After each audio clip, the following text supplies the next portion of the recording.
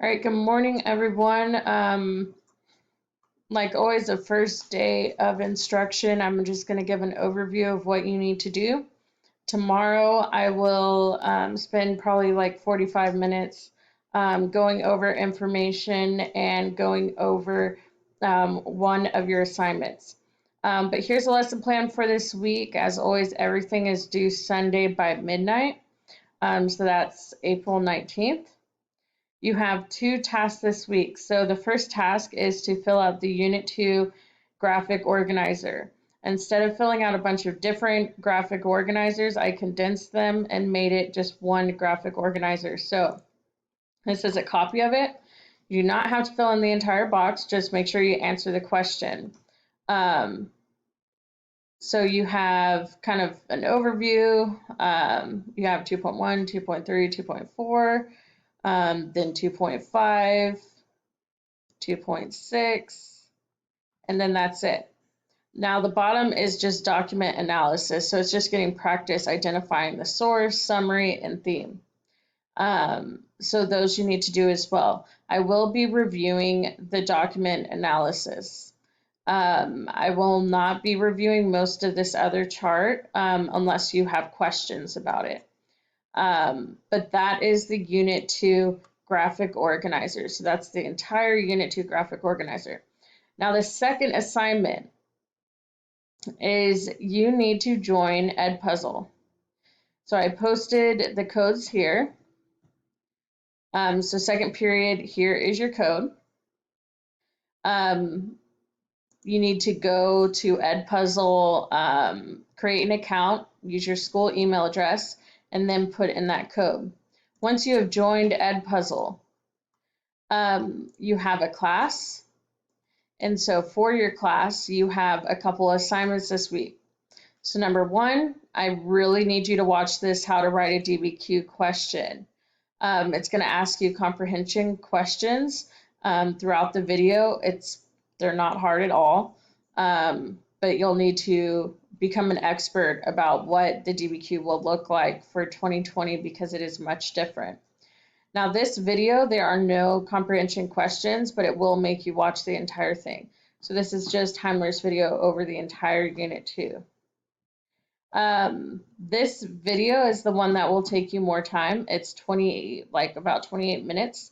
It did have some upload problems when it went live, so bear with that if it starts to skip or if it's, I don't know, it started to sound bad a little bit, just keep watching and it stops. But essentially for this video,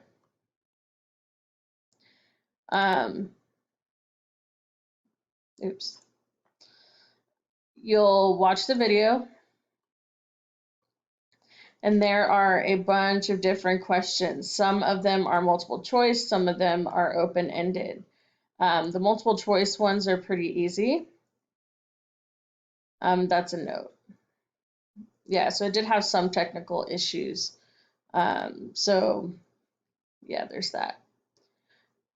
With this video, they will be focusing more on document analysis than they will going over content from the unit. So what they do in this video is they have assumed that you already know the content for the unit, and they're more going to practice kind of writing a DBQ.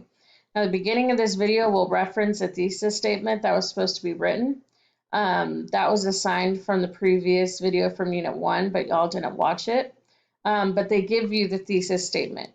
And then he's going to talk about topic statements and where those belong and whatnot. Now, at the very end of this video, the homework is to, let me see if I can pull it up.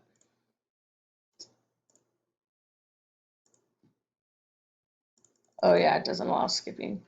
At the end of the video,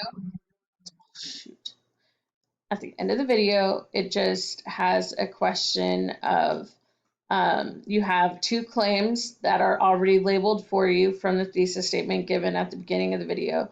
So you have 2 claims, and it's just going to ask you questions about those 2 claims. Now, you're not going to be able to answer too much about those questions if you haven't read these documents. So these are the documents that they're referencing in the video, so I provided the link there. So you just click the link, and it has the prompt here: evaluate the extent to which attitudes of Christianity and Islam differed towards merchants and trade from 1200 until about 1500. So it has all the different documents. There's only 5 of them. So those are what you need to read, because essentially you will be writing a body paragraph on like how you would use the documents to answer this prompt. It is kind of it will take work from you. However, this is getting you really good practice, because I will be reading these and I'll be able to give you feedback about like how your writing is doing. So that's the most that I would focus on. You will have the other videos posted. They're just not ready yet, but this video is ready. So with that being said, that's why I put on the Unit 2 graphic organizer that you don't have to fill out the entire box. Really just want you to kind of look: impacts of Mongols, influences on trade, write a couple things, influences on communication, write a couple things, kind of tell me who these people are. That way you can use this on the test. If I were you, I would print it out after you complete it and kind of have it to the side, so you can use it on the test. Like always, I'm going to be available the entire hour today. So if you have a question, just go to the conversation and reference me. So put the @ to tag me. That way I can see the question. If it's more of a personal question, please email me. If you have something going on, please communicate that. Everyone's very flexible, so but I don't know what's going on unless you tell me. So please communicate those things.